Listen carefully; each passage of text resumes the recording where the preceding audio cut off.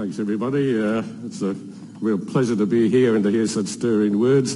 It's about time we stood up and made a noise in all respects. Bruce and I were wondering who's going to go first. We thought about tossing a coin. And I said to him at one stage, why don't we swap? I'll do AWE and you can do beach. Well, I still do that for all you know. Let me just flick on to the first slide. Hopefully that will work here. Well, certainly the current state of play of the Eastern Australian gas market has provided plenty of discussion topics.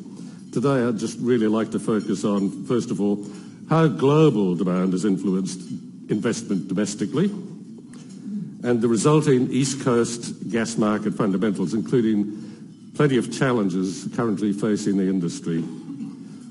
I'll only talk about beach in the sense that we've seen this coming for a long time and how we've positioned ourselves to evolve and maintain a position as an upstream gas supplier. Now that's pertinent in the sense of where is the gas going to come from, because our choices in Eastern Australia are somewhat limited. And then finally, what I believe are the next key steps to ensure a more harmonised future for all our stakeholders. So let's just look at some of the market dynamics. Here's a world map. Here's an interesting thought. There are more people inside that small circle than anywhere else in the world. That's why, and they're energy hungry. That's why Australian energy, and gas in particular, is crucial. There's a great market up there. We're also having to import more and more of our crude oil for liquid fuels for transport. There's a balance of payments issue. So we do have to export gas, and we do have to import oil, and we need to keep that balance in check. But certainly we have an energy-hungry China, India. Japan's recent nuclear challenges have pushed them more and more towards gas. So there's a huge demand for transportable, low-emission energy. And it does solve the emissions problem. It generates affordable power on a daily basis, uninterruptible basis. It's 70% lower than traditional sources. It has actually resulted in the US meeting its emissions targets with the switch to more gas for power. Importantly for farmers, for the first time in 35 years, the US doesn't have to import fertilisers, and that's resulting in cheaper prices for fertilisers. So what do you have to do to transport gas? To liquefy it, you've got to take it to a temperature of minus 161 degrees Celsius, and that reduces the volume by about 600 times. So certainly you can put it on board specially designed ships, and that really improves the economic fundamentals. So not surprisingly, significant investments being made in the development of Australia's LNG reserves and resources. Clearly that's happened off the Northwest Shelf in Western Australia, but the discovery of the vast coal seam gas resources, particularly in Queensland and of course New South Wales, that's really resulted in 3 LNG plants currently being built and about to be commissioned in some respects in Gladstone, Curtis Island and Queensland. And there's about $60 billion invested in 3 facilities there. There's the Queensland Curtis LNG, which is owned by BG, Gladstone LNG, which is Santos, Petronas, Total and Kogas, Australian Pacific LNG, which is Origin, ConocoPhillips and Sinopec. And this transformational change to the East Australian gas market is quadrupling gas demand from about 700 petajoules per annum domestically. When all these trains come on board, it will take it up to about 3,000. There have been a few operational challenges, particularly in terms of getting the molecules to market, getting the molecules in the pipeline. There's been flooding, but particularly there's been the problem of activists delaying projects, getting in the way of making things work.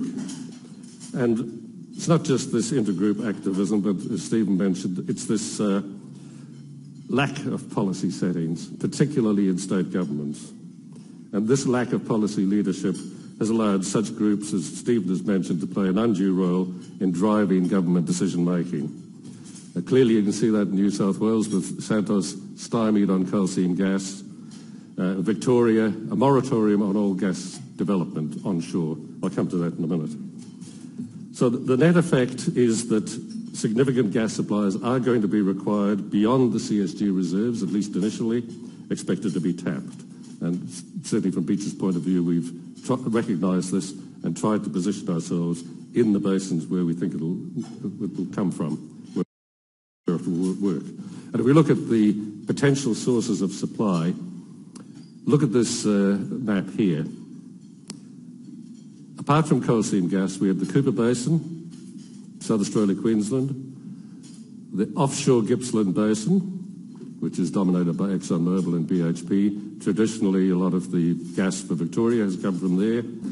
The Otway Basin, particularly offshore, where most of Victoria's and particularly South Australia's gas is supplied from presently.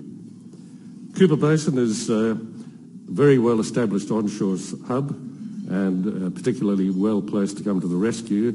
It's largely desert country, very light population. It's been an uninterrupted production now for the better part of 45 years, over 3,000 wells drilled. And let me say this, in 45 years, more than 700 wells have been fracture stimulated, and the bulk of wells these days, because the rocks are tight, require fracture stimulation or fracking in the usual jargon. If you were to stop fracture stimulation tomorrow in the Cooper Basin, you would very quickly reduce supply to East Coast Australia. It's long been proven to have no environmental detriment.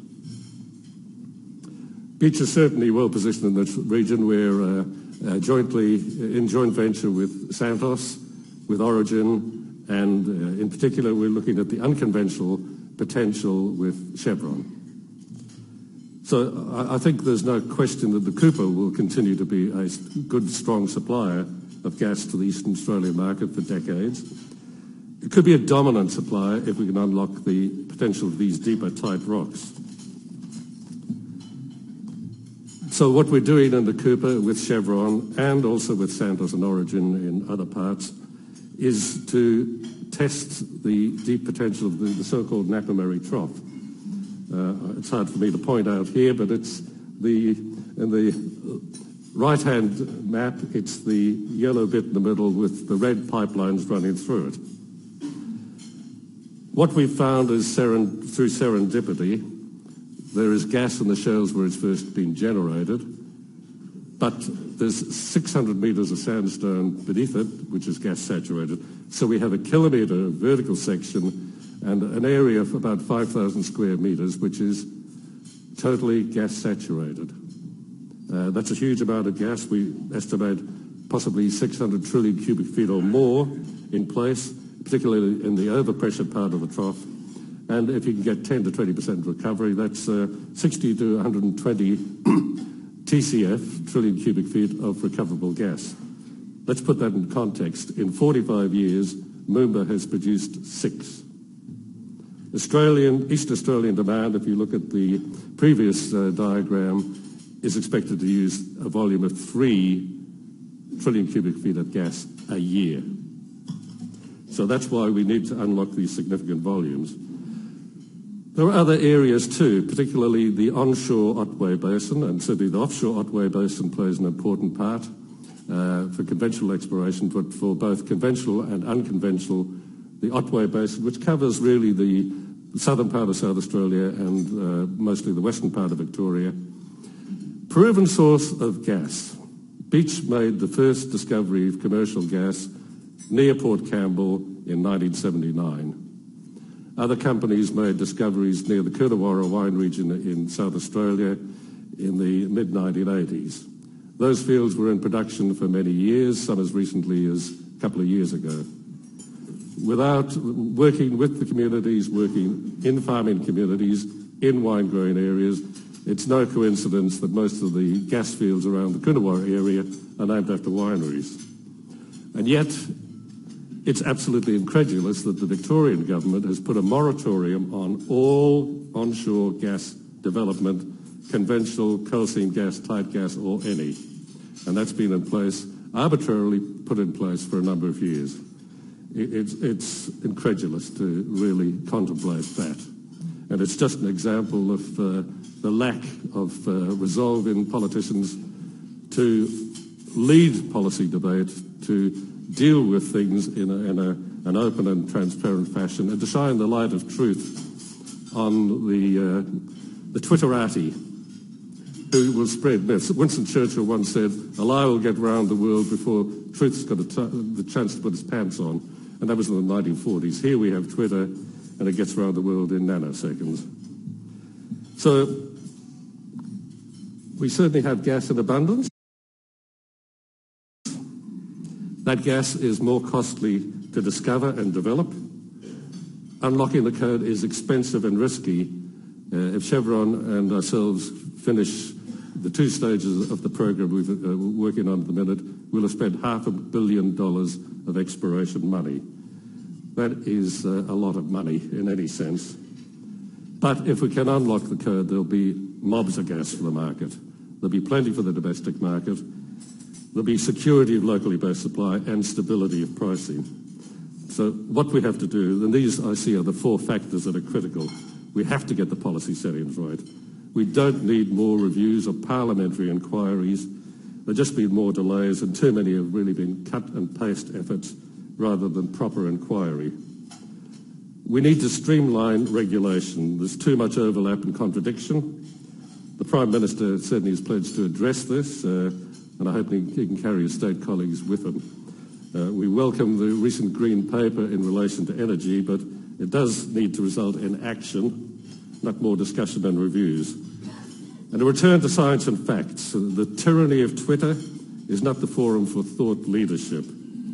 Too many of the restrictions and regulations, as Stephen has said, have been imposed by knee-jerk reactions. These people can claim to summon monsters from the vasty deep. Let's shine the light of truth on them and ask them to make the monsters come, because come they will not.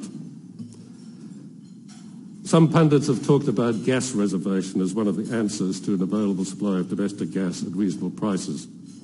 It hasn't worked in Western Australia, and that's been around for best part of 5 to 7 years, as I recall. For Eastern Australia, you can only reserve something if you have available quantities of it at hand. There's no gas currently available to reserve. So gas reservation is a sham. It suggests to me that sections of the community have no concept of the challenges of operating in a global market, no concept that an assault on profitability might encourage oil and gas firms to look elsewhere in the world. And finally, national support for the gas industry. It is in abundance. The prize is national energy security, along with coal, and stability of pricing. Real global competition threatens that prize if we remain complacent. Do we really want to put at risk stability and security of energy supply and pricing, resurgent investment in Australia, massive export revenues to address the balance of payments issue I mentioned before, and reliable energy for major and regional centres, plus fertiliser for the agricultural community, increased state and federal income sources and real value for Australians. We're all participants of this. We have to make it work. Energy is crucial, whether it's coal or gas. They will underpin all our economies and all our wealth for many decades to come. And we really need to get behind this and make it work. Thank you.